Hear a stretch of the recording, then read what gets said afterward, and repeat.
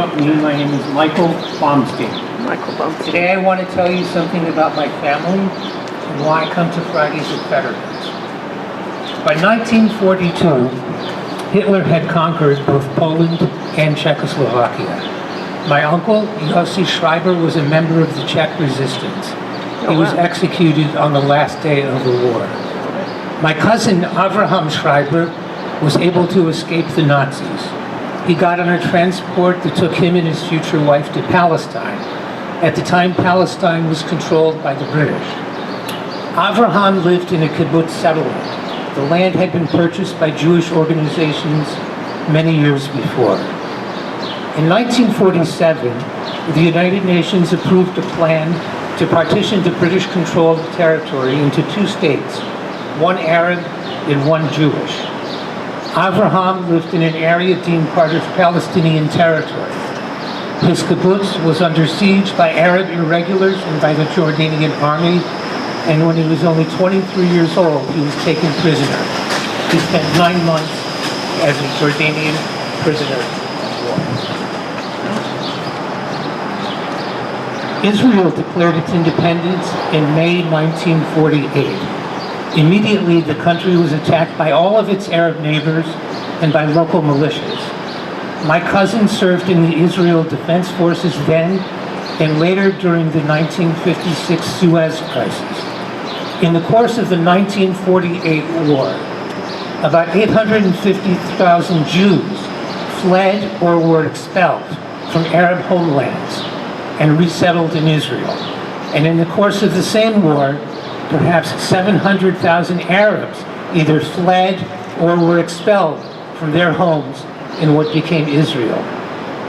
It must be noted that no one wanted the Palestinian refugees, certainly not the 5 Arab countries that attacked in 1948. So the Arab world bears some responsibility, for this horrific situation. I was born in 1950. The shadow of the Holocaust hung over my family.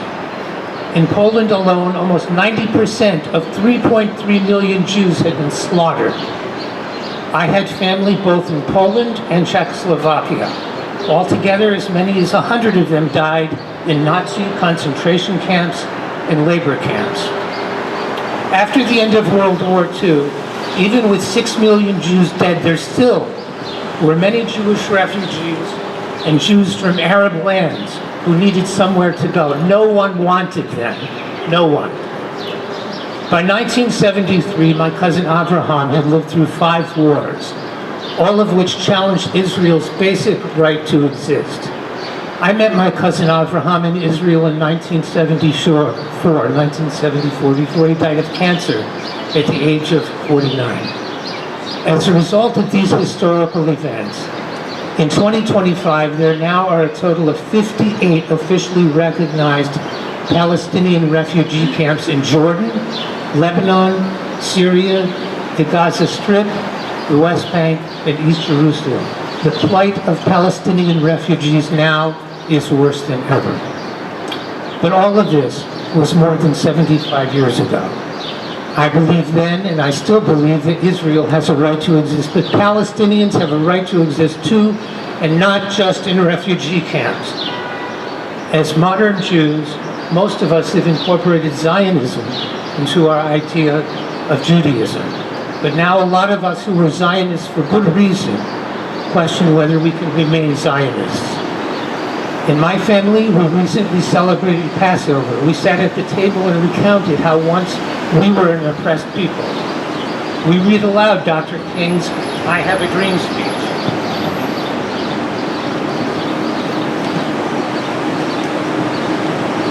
As Jews, we always identify with those who are oppressed. In 2025, however, in an appraisal of what it is to be an oppressed people, Palestinians win hands down over Jews.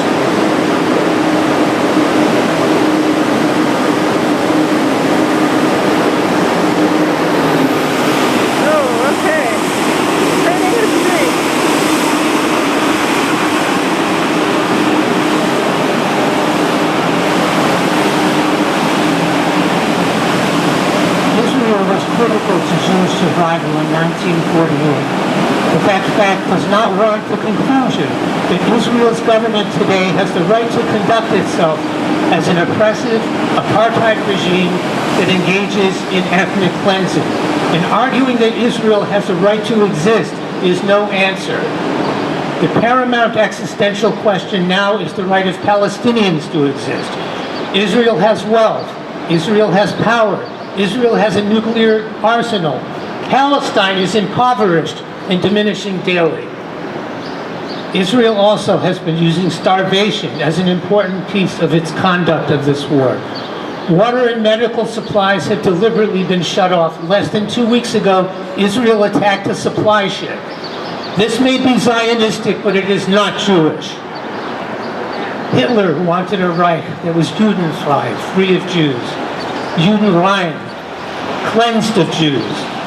The Israeli government likewise has now advanced the notion of a Gaza cleansed of Palestinians. It is not important whether you call this a Holocaust or merely ethnic cleansing. It is monstrous. This may be Zionistic, but it is not Jewish. And so on Fridays, I come here as a Jew to vigil and stand in solidarity with all of you from whatever tradition, in the hope that the United States will stop supporting the destruction of the Palestinian people, that peace will come soon to Gaza, and Palestinians will have a future that they can look forward to. Thank you.